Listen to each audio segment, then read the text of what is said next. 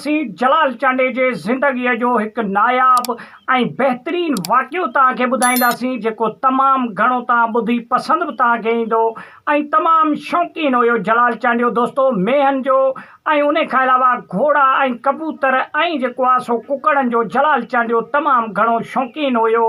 ऐं जलाल चांडियो कुझु माण्हुनि खे चई छॾींदो हुयो पंहिंजे मनपसंदनि खे त बाबा हिन तर में का बि तव्हांखे मेंह सुठी या कुकड़ या घोड़ो सुठो किथे बि ॾिसो त मूंखे लाज़मी ॿुधाइजो। त दोस्तो हिकिड़े मेले में जलाल चांडियो वियो, उते जलाल चांडे खे ख़बर पई त फलाणे माण्हू वटि हिकिड़ी मेंह बीठी आहे जेका तमामु आले नस्ल जी मेंह आहे ऐं उन खां SP DSP ऐं खोड़ माण्हुनि जेको आहे सो उन खां घुर कई उन मेंह जे बारे में, लेकिन उन्हनि खे सभिनीनि खे उन जवाबु ॾेई छॾियो ऐं उहो जेको आहे सो नथो ॾियणु चाहे। हालांकि वॾा पैसा बि उन्हनि खे भासिया विया, लेकिन उन्हनि जी शौक़ जी मेंह आहे इन जे करे उहो कंहिंखे बि नथो ॾे।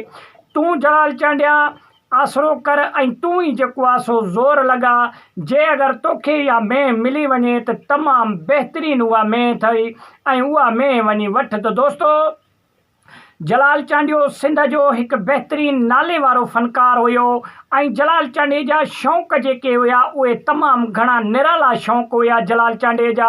हालांकि जेका बि शइ उनखे पसंदि अची वेंदी हुई, पोइ चाहे 10 रुपए जी शइ हुजे उहा शइ 10 रुपए वारी 50 में मिले तॾहिं बि जलाल चांडियो अखियूं बूटे करे काहे ईंदो हुयो। दोस्तो पोइ उन माण्हूअ जी ॻोल्हा करे जलाल चांडियो जॾहिं पाण वञी उते पुॻो त उहो शख़्स ॾिसी जलाल चांडे खे हैरान थी वियो त जलाल चांडिया तूं कीअं असांजे मैखाने ते आहे, तूं नियापो करी आ त मां पाण तोॾे हलियो अचां हा, तव्हां कीअं आया हो। त दोस्तो जलाल चांडियो उनखे चयो त बाबा कमु अहिड़ो हुयो जेको मूंखे पाण खे अचिणो पइजी वियो तो वटि।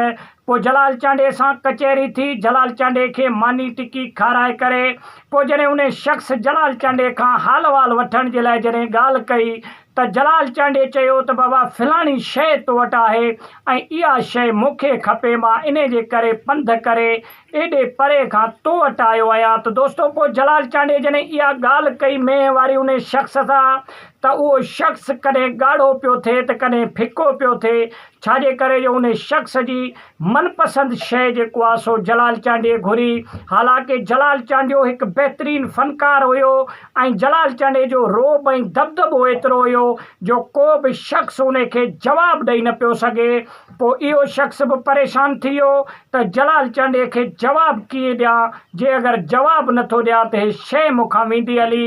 जलाल चांडे खे ख़ुशीअ सां उन शख़्स ऐं जलाल चांडे चयो त बाबा पैसा जेके बि खपनि तोखे ॾियण जे लाइ मां तयारु आहियां ऐं इहा शइ कहिड़े बि तरीक़े सां मूंखे खपे। त दोस्तो पोइ अहिड़े तरीक़े सां जलाल चांडे खां उन शख़्स रुपयो बि न वरितो, मुफ़्त में पंहिंजी क़ीमती मेंह जेको आहे सो जलाल चांडे खे काहे ॾिनई। जलाल चांडियो यारवेस माण्हू हूंदो हुयो ऐं जलाल चांडियो ग़रीबनि जो तमामु घणो हमदर्द हुयो ऐं अलाह ताला जलाल चांडे जी इज़त बि तमामु घणी कई माण्हुनि जे दिलनि में। ऐं जलाल चांडे खे इहे सूखड़ियूं पंजाब हुजे, बलोचिस्तान हुजे, सिंध हुजे, इहे सूखड़ियूं माण्हू जलाल चांडे खे ॾींदा रहंदा हुया।